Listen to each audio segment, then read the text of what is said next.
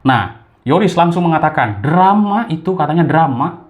Tahun 2020, tahun 2021, Danu itu pernah ke rumah Ibu Mimin disuruh sama si Papa. Atau Yoris mengatakan pamannya, yaitu Pak Yosep itu paman Danu.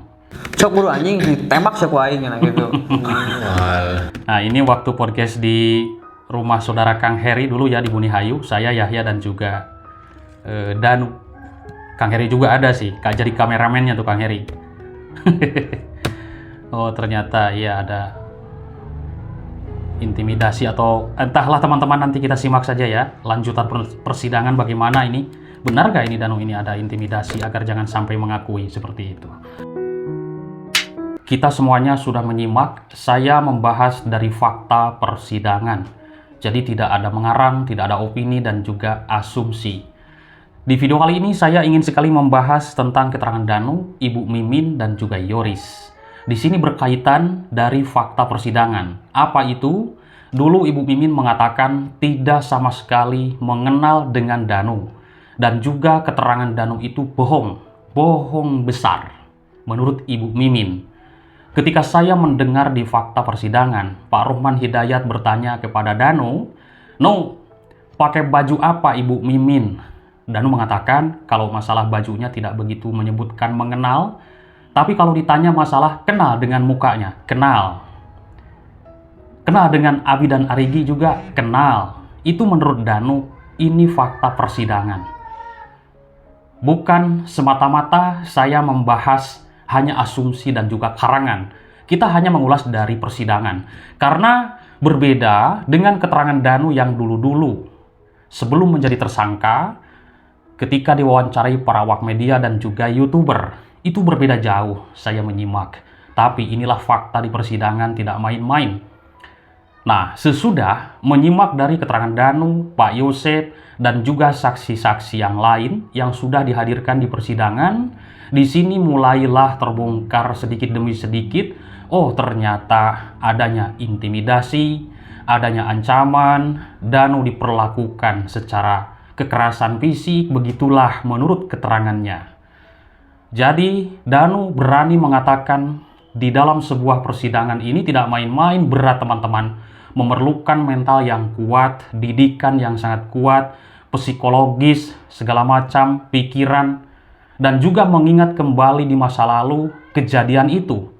Jika orang yang mengarang tidak mungkin mengingat apa yang dilakukannya.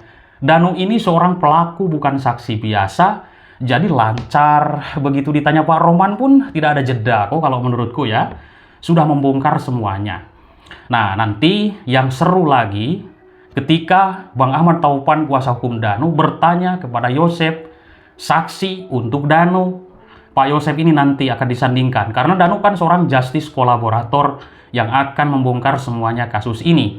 Apa yang dia ketahui, apa yang dia lihat, yang dia lakukan di tempat kejadian perkara. Tidak main-main, ini dalam sebuah persidangan. Namun di dalam sebuah persidangan itu ya banyak juga analisa, ada yang bohong, ada yang jujur. Iya, di sini kan perang. Orang jujur ada, orang bohong ada, kan seperti itu. Ya kan lawannya kejujuran adalah kebohongan. Nah, teman-teman, oke. Ketika saya melihat Ibu Mimin mengatakan tidak mengenal dengan Danu, kita dengar fakta di persidangan. Mukanya kelihatan Bu Mimin. Kelihatan. Kenal kamu sama Bu Mimin? Kenal. Pernah bertemu? Pernah. Oke teman-teman, Ramdanu di persidangan tidak main-main. Ini di persidangan. Orang yang tidak siap psikologis dan juga tidak sama sekali mengalami dan mengarang di persidangan tentunya akan ngawur. Tidak mungkin untuk berkata yang sejujurnya atau lancar, santai. Teman-teman bisa menilai, bisa menganalisa tentunya. Nah, teman-teman di sini Danu mengatakan mengenal dengan Ibu Mimin. Lalu pernah ketemu dengan Ibu Mimin. Tapi Ibu Mimin yang saya simak sama sekali tidak kenal dengan Danu dan sama sekali tidak pernah bertemu dan sama sekali keterangan Danu itu adalah keterangan bohong. Bohong besar menurut Ibu Mimin. Luar biasa. Kita dengarkan. Segala tudingan yang dituduhkan oleh Danu Itu nggak benar. Itu bohong. Saya tidak kenal sama Danu. Anak-anak pun tidak kenal sama Danu. Oke, teman-teman. Itulah fakta di persidangan. Nanti kita akan menyimak keterangan Ibu Mimin. Dan ini semuanya akan disinkronisasi, akan dikonvertir. Danu mungkin Ibu Mimin, Yosef, Abi, Arigi. Luar biasa kan? Ini dites kejujuran mereka yang sama sekali belum mengakui atas apa penjelasan dari pelaku, yaitu Danu. Pelaku Danu ini sudah mengakui perbuatannya. Mau dibahas jungkir balik pun, dari atas bawah kita bahas. Danu sudah mengakui. Coba saja tes, kita mungkin bertanya ini ya, misalkan bertanya kepada Danu sekarang nih, benar lu melakukan? Iya, ngapain lagi dibahas? Kan seperti itu, sudah mengakui. Adapun analisa kita semuanya, ini kan terbagi dua, ada yang percaya dan ada yang tidak, yaitu tidak menjadi persoalan. Yang percaya ya luar biasa, yang tidak percaya pun luar biasa. Karena ini kita menilai begitu tajam kepada mereka-mereka ini yang selalu kita bahas dalam setiap jam dan setiap waktu dari tahun 2021 lalu terjadinya kasus ini. Kita menilai Danu seperti itu. Saya pernah dulu juga bertanya, "Nu kenal nggak dengan Ibu Mimin, si Arigi dan juga Abi?" Ini kan beredar tuh, saya pun tahu di media nih teman-teman. Seperti itu bertanya ya. Ya dia bilang kenal. Kenal teman-teman. Bahkan dulu ada juga saya masih dengar, cuman tidak ada sebuah rekaman ya, tidak ada video, ini obrolan biasa dengan Yanti, istri Yoris. Itu si Danu itu sebenarnya mengenali sih dengan si Abi Arigi, katanya seperti itu. Nah, di situ banyak sekali pembicaraan Yanti dan juga Yoris mencurigai ke papanya, mencurigai juga ke Danu, ke Ibu Mimin. Ya seperti itu intinya. Ya mungkin ada saking bencinya seperti itu kepada mungkin Ibu Tiri ya. Nah, seperti itu. Tapi entahlah itu urusan mereka, ini hanya obrolan biasa teman-teman. Oke, itu hanya sampingan pembahasan ya. Kita kembali ke fakta persidangan. Danu mengatakan mengenal. Lalu, ketika melihat pernyataan dari Yoris. Yoris ini adalah anak tertua dari Pak Yosef dan juga Ibu Tuti. Nah, Yoris mengatakan di dalam sebuah tayangan video, yaitu di salah satu stasiun TV, di sini Yoris sempat ditanya masalah soal pernyataan Ibu Mimin yang mengaku sama sekali tak mengenal dengan saudara Danu. Mendengar pengakuan Ibu Mimin tersebut, bagaimana sikap Yoris? Yoris pun tampak tersenyum simpul. Mungkin senyum sinis. Wah, bohong ini. Kan seperti itu. Lalu bagaimana? Nah, Yoris menguliti Ibu Mimin dengan membongkar kebohongan-kebohongannya sang Ibu Tiri ini yang sudah menjadi tersangka dalam pembunuhan ibu dan adiknya. Yoris sangat tegas sekali mengatakan bahwa pengakuan Ibu Mimin itu tak mengenal Danu dan tak pernah bertemu sebelumnya adalah keterangan bohong menurut Yoris. Itu sudah belak-belakan di media televisi Republik Indonesia, masyarakat sudah tahu bahwa Ibu Mimin tidak mungkin juga tidak mengenal Danu dan tidak mungkin juga tidak pernah ketemu. Ya. Nah, adapun kita percaya dan tidak dengan keterangan Danu, inilah fakta persidangan yang kita bahas, bukan opini dan asumsi. Dan bukan juga mungkin analisis sesuai dengan apa yang diucapkan oleh mereka-mereka yang sudah menjadi tersangka.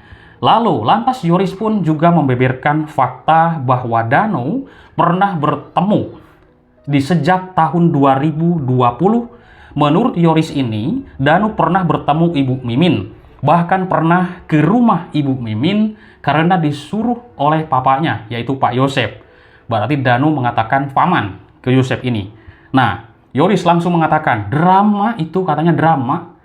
Tahun 2020... Tahun 2021, Danu itu pernah ke rumah Ibu Mimin disuruh sama si papa. Atau Yoris mengatakan pamannya, yaitu Pak Yosef itu paman Danu.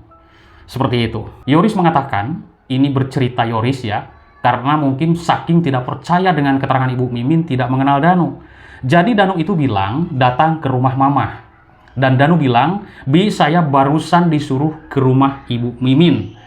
Ngasihin apa? Lupa lagi," katanya seperti itu. Nah, menurut Yoris, bahkan saat Danu ke rumah Mimin, kedua anaknya pun, yaitu Abi dan Arigi, di rumah dan bertemu dengan Danu. Tadi Ibu Mimin mengatakan pas di hari kejadian, yaitu Abi dan Arigi, atau Arigi ada di konter handphone, Abi ada di rumah, tidur semuanya di situ. Nah, ini kebenarannya nanti akan diungkap di pengadilan oleh Danu. Dan dugaan saya ini Mimin, Abi, Arigi mungkin ini akan disatukan atau bagaimana ya di persidangan lanjutan.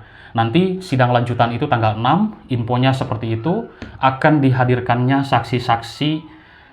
Ya banyak sih saksi-saksi kasus Subang, ratusan ya, tidak mungkin juga untuk sehari itu. Mungkin sehari 6 atau sehari 2 atau 3, 4. Seperti itu. Karena keterangan-keterangan saksi ini sangat-sangat sekali dibutuhkan dalam persidangan ini. Membuat kesimpulan yang akan menilai itu Yang Mulia Hakim.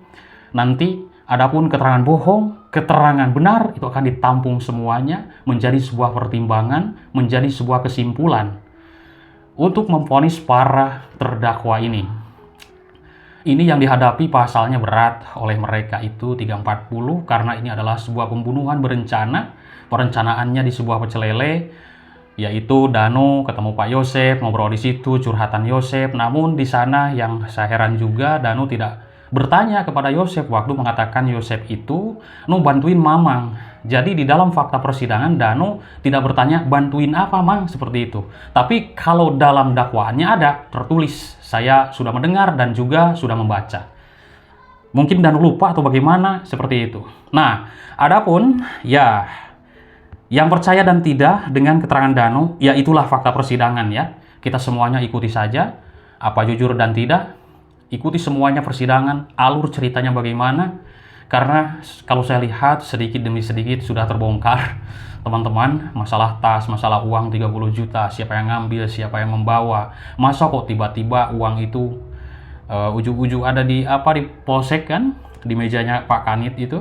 Nah, ini kan sudah terbongkar semuanya. Masalah helm juga sudah terbongkar kemarin, sudah dikupas habis oleh Yoris. Dan ternyata memang itu memang helm Amel, dipinjam sama Yoris, dan di situ memang sudah ada banyak penyidik. Di video-video lanjutan sudah banyak jejak digitalnya, teman-teman. Nah, jadi entahlah Yoris ini terlibat dan tidak, kita tunggu persidangan lanjutan. Terima kasih teman-teman, kita nanti lanjutkan kembali. Bye-bye.